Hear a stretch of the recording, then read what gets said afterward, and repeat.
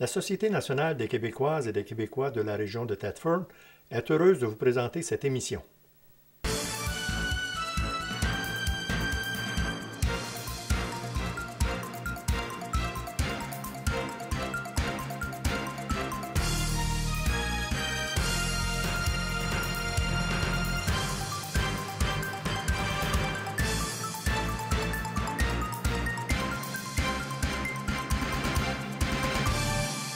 Mesdames, Messieurs, bonsoir. À l'émission ce soir, le touche-à-tout, je vais parler de deux sujets. Dans un deuxième temps, nous allons parler de la bibliothèque pour enfants, Lis beaucoup. Mais pour commencer l'émission, j'ai le plaisir d'avoir avec moi, encore une fois, comme la semaine dernière, une chroniqueur, une habituée de l'émission, Nancy Laliberté de Catara. Bonsoir, Nancy.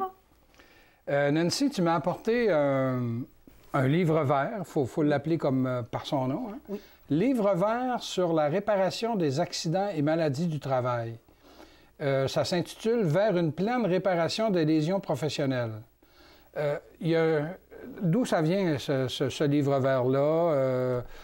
C'est marqué ici « Consultation ». Donc, il y a une consultation. Est-ce que c'est commencé? Enfin, on va en parler là, pendant 15 minutes. Oui. Donc, d'où vient ce livre vert? C'est ça.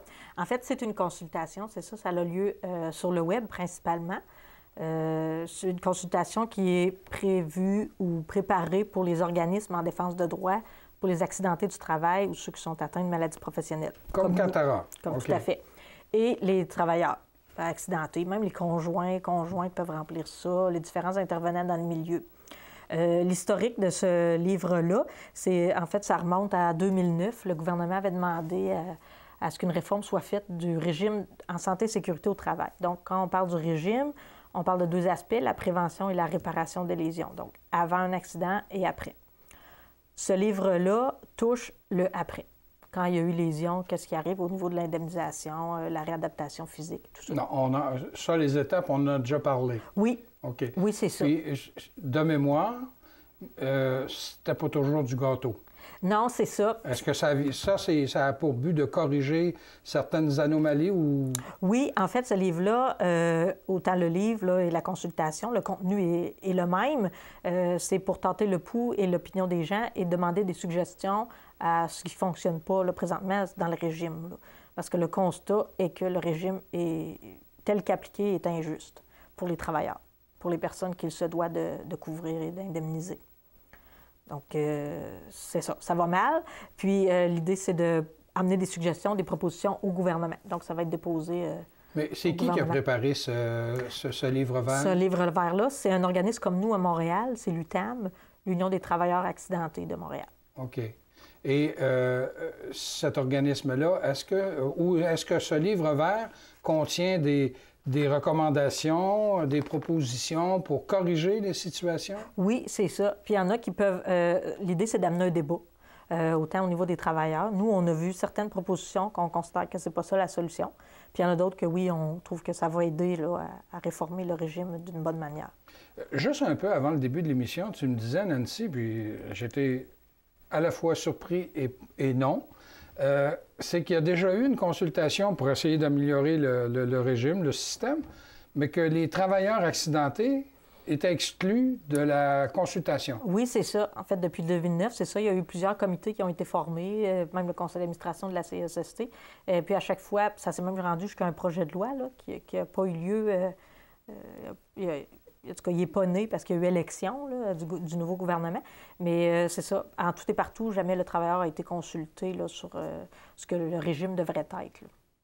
Et pourtant, c'est lui qui est le principal c'est pour intéressé lui qui est fait parce que, je veux dire, à un moment donné, quand on parle de lésions professionnelles, d'accidents ou maladies du travail, c'est le travailleur, ça.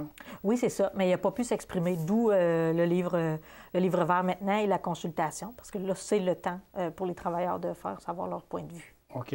Et tu me disais que, bon, il y a des propositions, il y en a à Catara qui font votre affaire, oui. Il y en a d'autres moins. Oui. OK. Ça ne serait pas notre priorité à nous, là. Okay. Le constat étant que ça ne va pas bien. Il y a peut-être des de notre point de vue, des éléments qui sont plus urgents à régler que d'autres. Là. OK. Alors, allons-y donc justement sur ça. Pour Catara, oui. c'est quoi qui seraient les 3 principaux problèmes, ou en tout cas les principaux problèmes? Oui, bien, on pourrait en effet y aller sur 3 priorités. Là. Ça serait l'admissibilité au régime. L'autre, le terme, là, c'est un petit peu complexe, mais c'est la judiciarisation de la médecine. Ah, bien, tu l'as bien dit. Hein? Je suis habituée, là. Puis le 3e, c'est l'accès à la justice en soi, là.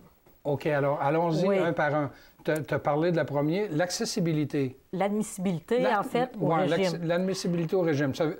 Oui, mais quand il y a un travailleur qui est victime d'un accident ou d'une maladie de travail, il ne vient pas automatiquement admissible? Bien non, c'est ça qu'on remarque, en fait, c'est ça.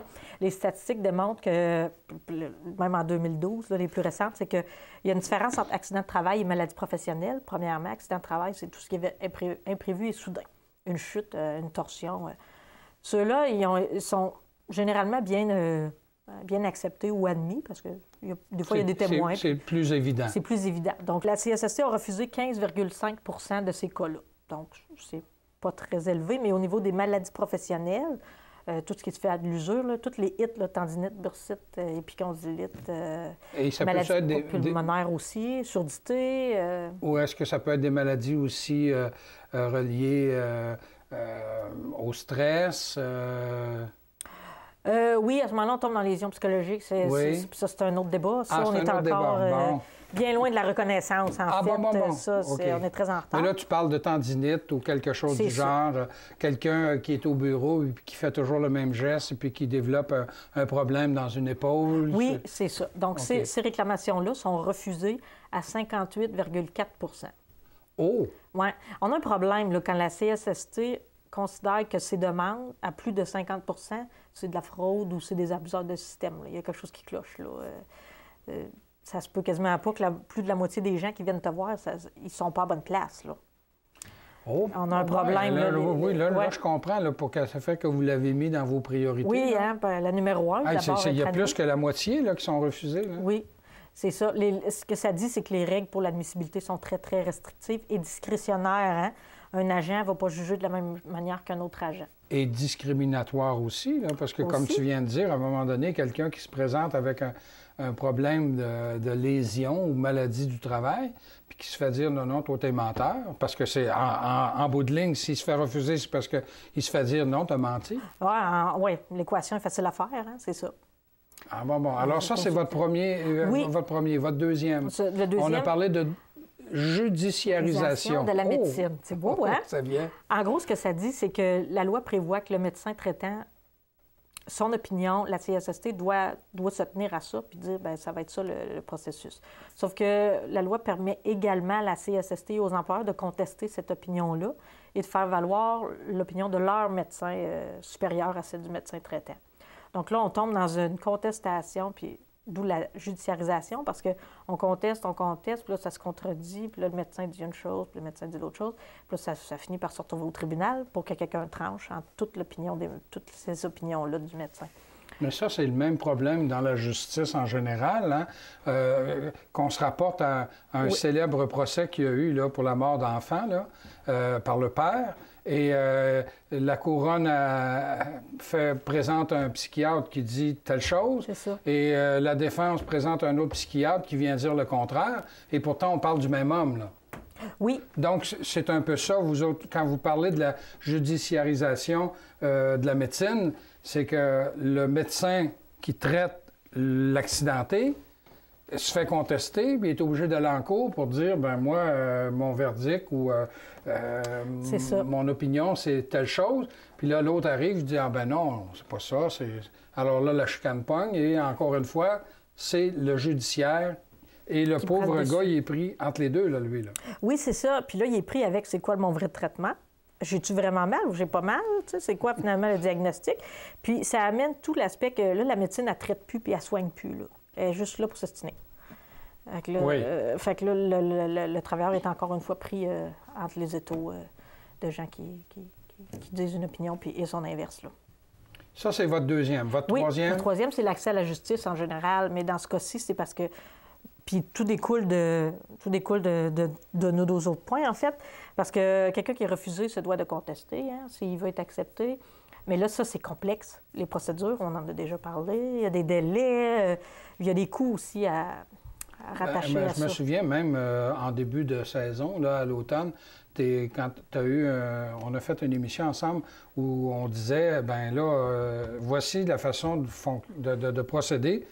Parce que sans ça, là, si vous voulez avoir toutes les chances de votre bord, parce que vous n'avez pas fait exprès pour avoir un accident, mais maintenant que c'est fait, là, voici comment procéder. C'est un peu dans ce sens-là. Là. C'est ça. Quand c'est parti un petit peu tout croche, comme on disait, je crois, là, bien, ça va finir un petit peu tout croche. Mais là, ça implique la dernière étape, c'est le tribunal. C'est plusieurs milliers de dollars.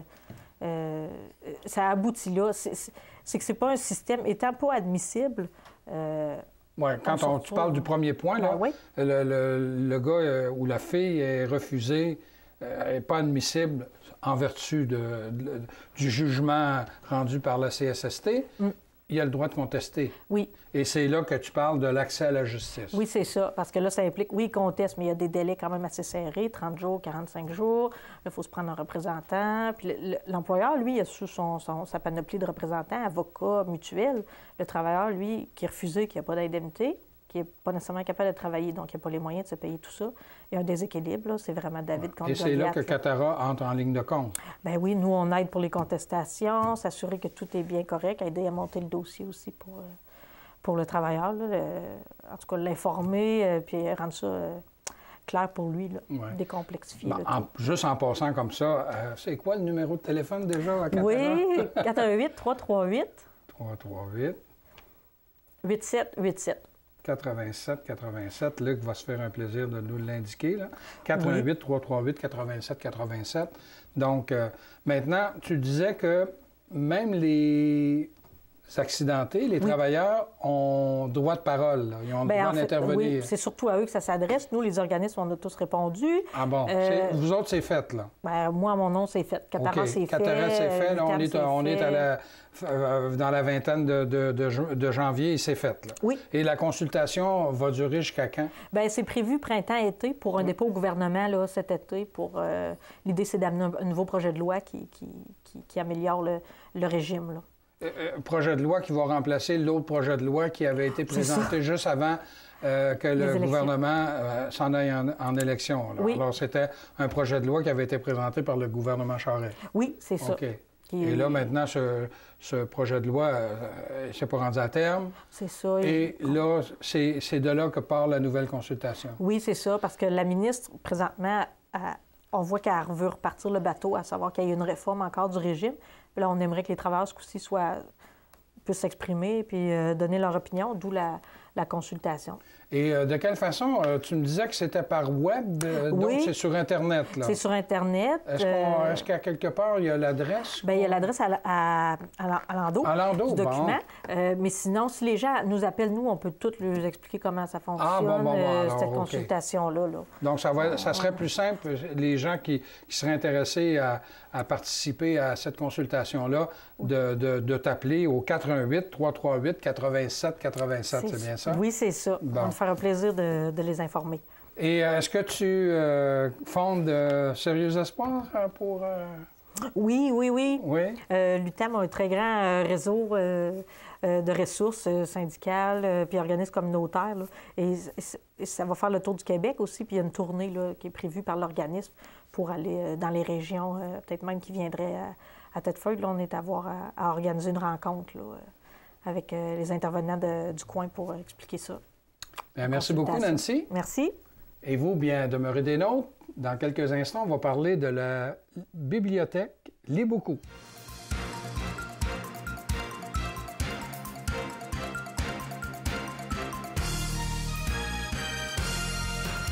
On a parlé de la bibliothèque Lis beaucoup. Rien de mieux que sa responsable, Maryse Pomerleau. Bonsoir, Maryse. Bonsoir, Pierre. Maryse, la bibliothèque Lis beaucoup, elle a combien d'années d'existence? Janvier 2014, 30 ans. 30 ans, ça fait 30 ans. Oui, le premier prêt à l'École Saint-Gabriel, le premier prêt a été fait le 25 janvier 1984. Ah, bien, c'est toi qui l'as fait, parce que tu es là depuis le début, toi. J'étais là, mais avec Christiane Jacques, oui. Bon. Quel beau souvenir. Puis, effectivement, les premières années de la bibliothèque, c'était dans une ancienne classe de l'école Saint-Gabriel. Exact. 2 classes de l'école Saint-Gabriel. Oui. Oui, une entente avec la commission scolaire et la ville à l'époque pour justement desservir les enfants. Parce qu'il y avait une bibliothèque au cégep pour les adultes, une autre bibliothèque pour les adultes à la polyvalente, mais personne ne desservait la jeunesse. Donc, c'est pour ça que la ville avait eu l'idée d'aller cogner encore à la commission scolaire en leur demandant des locaux. Et ce fut l'école Saint-Gabriel qui nous a accueillis. OK. Alors, ça, c'est il y a 30 ans, donc en 1984. Et la bibliothèque a déménagé dans la Maison de la Culture, là, dans l'ancienne école de métier. C'est ça. D'art et métier. D'art et métier. À quelle année? 91. 1991. Oui. Et là, la bibliothèque est là depuis 1991. Oui, la bibliothèque lit beaucoup. Lit beaucoup. Oui, on parle toujours de lit beaucoup. C'est ça, oui. OK. Et quelle belle image, hein? Et quelle belle idée quand vous avez fait le concours pour trouver le nom de la bibliothèque, un hibou, et qui lit beaucoup. Alors, c'est le beau jeu de mots, la belle image. Je me souviens, c'était une jeune fille qui avait gagné. 2 jeunes filles. Oui, hein, c'est ça, oui. Oui, oui. Puis, j'aurais pu me préparer, c'est parce que je m'excuse de ma mémoire. Parce que une petite Morin puis une petite Grondin, je pense. Isabelle puis Geneviève. Oui, tu as de la mémoire. Bien, je pense, là. 3e année et 4e année. Et puis, le hibou, mais pas le hibou qu'on connaît aujourd'hui, là, par exemple. Mais le premier hibou, qui était plus statique, plus... bien, ça, elle avait appelé, avec ce dessin-là, la bibliothèque du hibou qui sait tout. Ah, bon. Mais l'autre hibou, qui s'appelait Liboukou, c'était un hibou qui était commercial. Un hibou, je crois, qui faisait partie, pas d'une pharmacie, mais en tout cas un hibou qu'on ne pouvait pas reprendre comme dessin, mais on aimait le nom. Donc, pour faire bibliothèque Liboukou, on a jumelé et un dessin et un nom. Oui, mais aujourd'hui, il y a 4 bibliothèques, même une en France qui s'appelle Liboukou. Ah oui, bon. Les bonnes idées, ça traverse même l'océan. C'est ça. Et à la bibliothèque Liboukou, actuellement, là, vous avez combien de volumes? 56 000. 56 000? Oui. Vous avez combien d'abonnés? Près de 3 000. 3 000? Et ça, c'est quoi? C'est 0? Ben là, je dis 0. Les enfants qui commencent, même ils n'ont pas besoin de savoir lire. Ils peuvent feuilleter déjà. Alors, c'est jusqu'à quel âge? Bien, notre vraie mission, quand on parle de Liboukou, tu sais, parce que Liboukou a vieilli aussi. Tu parlais de l'École Saint-Gabriel tantôt. À l'École Saint-Gabriel, nous avions que les 5-12 ans. À la Maison de la Culture, on a extensionné par après. 5-17 ans. 6 ans plus tard, tu sais, ça s'est fait tout par palier, par étapes. Oui, ça n'a jamais été la bibliothèque Liboukou du 1 an, 17 ans pour combler toute la petite enfance, la jeunesse puis l'adolescence. On l'a fait un peu par palier. Mais aujourd'hui, à la Maison de la Culture, Liboukou, c'est vraiment 1 an, 17 ans. Ça, c'est notre vrai créneau, notre vraie mission. Mais je t'avouerai, parce que tu la connais bien aussi, la bibliothèque, pour savoir qu'on extensionne un petit peu. On dessert un peu les parents qui accompagnent les enfants, tu sais, mais c'est sûr qu'en tant qu'adulte à Thetford Mines, nous, la Ville, on a à vous diriger, à vous orienter vers le cégep, parce que la bibliothèque adulte, comme je disais, c'est plus le cégep qui a cette fonction-là et cette mission-là. Mais on a un petit peu, là, une petite section où est-ce que les parents peuvent se dépanner de la petite lecture là, populaire, tout ça, dans les 56 000 volumes. C'est pas que 56 000 volumes jeunesse, mais c'est ça, je te dis, là, il y a un petit peu de choix adulte maintenant. OK. Et là, tu es ici aujourd'hui pour nous parler d'un nouveau service que vous offrez depuis l'automne 2013, là, puis on en a un exemple. Des jeux éducatifs, vous appelez ça la Joujoutech, c'est ça? Oui, la Joujoutech. D'où ça vient, ça, ce besoin-là? C'est un complément? Oui, bien, de toute façon, à la bibliothèque Liboukou, il y a toujours eu du jeu sur place. Tu sais, la bibliothèque, je dis toujours, mais c'est une bibliothèque. La matière première, c'est le livre, ça va. Mais chez Liboukou, mais pour les gens qui la fréquentent, le savent que c'est un milieu jeunesse. C'est un milieu de vie, la bibliothèque Liboukou. Hein? Fait qu'on on peut chasser 1 heure et demie de temps. On peut aller passer du temps sans même bouquiner, en fait, parce qu'on a un parc informatique avec des ordinateurs, un salon audio, un salon vidéo, la table à dessin, et on a toujours eu du jeu sur place. Mais depuis 20 ans, en tout cas, qu'on cumule tout ça, 240 jeux à un bon moment donné dans un espace un peu restreint, puis, tu sais, empilés dans des boîtes un peu partout. Puis les parents nous disaient « Ah, bien, moi, mon jeune a joué à tel jeu samedi dernier à la bibliothèque, puis il ne peut pas l'emprunter, on ne peut pas le ramener, le rapporter à la maison. Ah, oui. Fait que je disais non, parce qu'à l'époque, nos jeux faisaient partie de notre volet animation, si on peut dire. OK. Mais là, maintenant, bien, avec les besoins, puis comme je te disais, l'espace, puis la demande, bien, là, on a démarré une joujoutèque. Mais il faut que je dise que joujoutèque, ça, c'est très... c'est parce que ça, c'est un petit peu délinquant. Ça n'existe pas la langue française. Il ne faut pas que j'aille me pointer là, parce OK. que je serais un petit peu... Mais on se comprend. Mais non, mais au Québec, c'est accepté, joujoutèque. Oui, mais la oui. joujoutèque, c'est parce que ça devrait s'appeler une ludothèque. Le vrai terme dans Ludothèque. Ludothèque. Oh, c'est beau. Mais le jouet en fait partie dans une ludothèque. OK. Et nous, chez les Beaucoup, je n'ai pas de jouet. OK. Tu n'as pas de camion, là? Non, c'est ça, de Fisher Price. Éducatif et de table, avec des critères très précis, avec des critères de bibliothèque. Donc, c'est pour ça que nous avons démarré une joujoutèque qui, là, avec cette nouvelle joujoutèque-là, des jeux, toujours, de 18 mois à 17 ans, là, vraiment, toute catégorie, 240 jeux qu'on peut emprunter, rapporter à la maison avec une carte de membre. Comme un livre. Combien ça coûte pour être membre de la bibliothèque Lis Beaucoup? Une famille, 5 $ par famille. Une famille avec 6 membres, 6 personnes dans la famille, 4 personnes ou 2 personnes, c'est un seul 5 $ par famille. Par année? Par année, merci. Ah, mon Dieu, Ouais. Ça vaut pas la peine de s'en passer. Non. Là, je viens de prendre, et c'est pas par hasard, Maryse, je viens de prendre un jeu Piou Piou. Oui.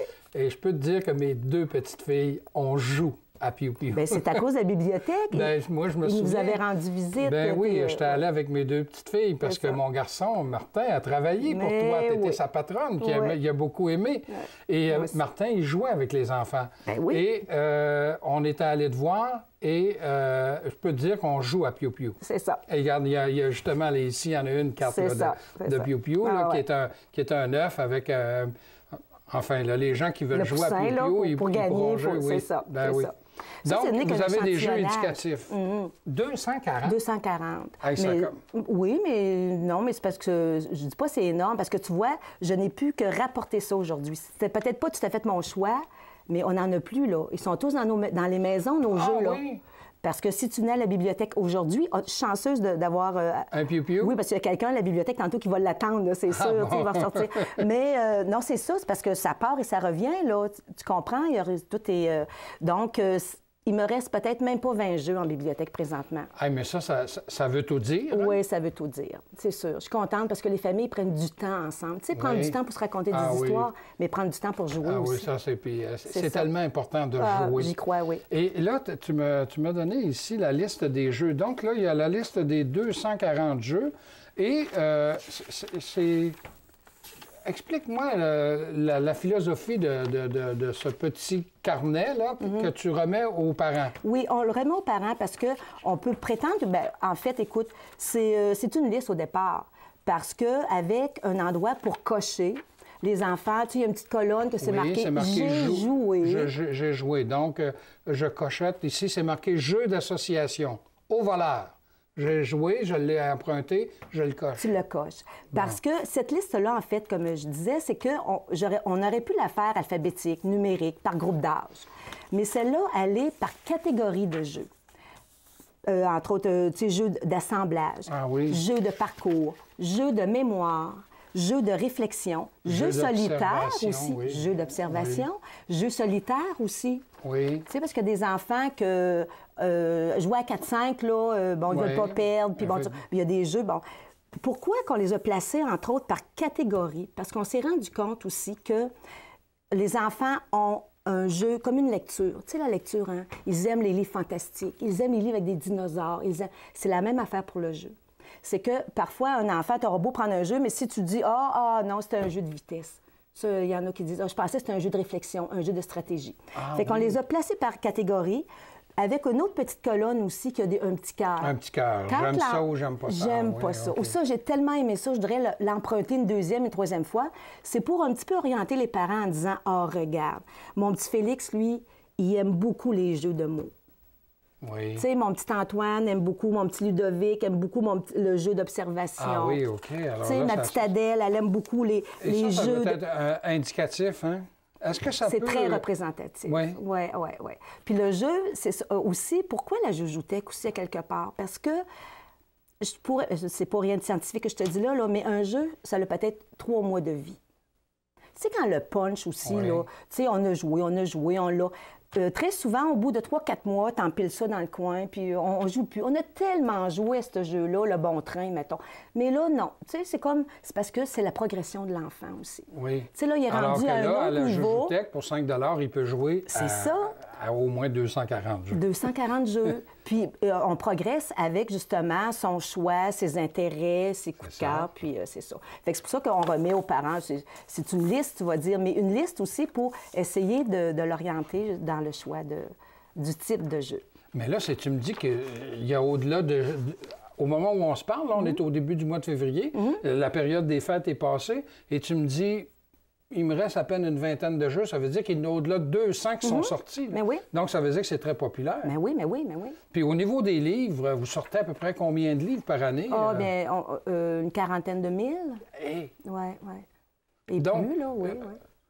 La bibliothèque lit beaucoup, là. On n'a même plus besoin de se poser de questions à savoir si c'est nécessaire ou pas. Il s'agit juste d'aller à la Maison de la Culture quand c'est ouvert et puis de voir les frimousses qui se promènent dans la bibliothèque.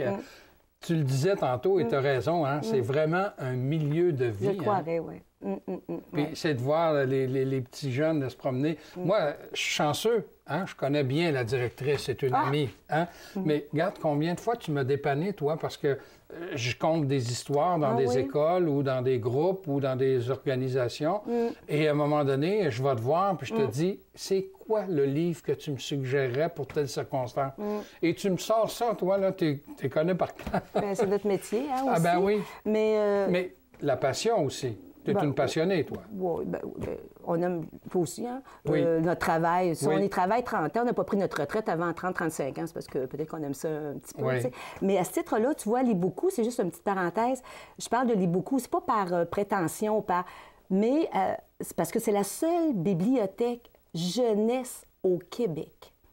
Ça a l'air... Vraiment seul, à part. Là. Non, oui, que lorsque tu entres à la bibliothèque, d'une porte à l'autre, tout est pensé, tout est acheté, tu comprends, tout est fait pour la jeunesse. Ça, c'est très rare. Moi, mes collègues de Québec, je fais partie du regroupement des bibliothèques de Québec. Eux autres, c'est une bibliothèque municipale intégrale, comme on dit. Ils ont un coin jeunesse. Je te dis pas qu'ils n'ont pas un bon fonds documentaire puis qu'ils n'ont pas tout ça. Mais tu sais, c'est pas d'une porte à l'autre. Tu sais, comme chez nous, tu le sais, hein, les jeunes entrent chez nous. Je dis pas que ça parle aussi fort que dans... Non, mais ils sont chez eux. C'est ça. Les tables, les étagères, les livres, tout est fait pour eux autres. Mais quand tu parles du fonds documentaire, je suis contente que tu me soulignes parce que tu le sais, tu l'as consulté longtemps. Mais c'est vrai qu'on a, avec toutes ces années-là, que jeunesse, on a un fonds documentaire incroyable. Maryse, malheureusement, le temps de l'émission est déjà écoulé. Je te remercie beaucoup. Merci de ton invitation. Et vous, chers amis, revenez-nous la semaine prochaine.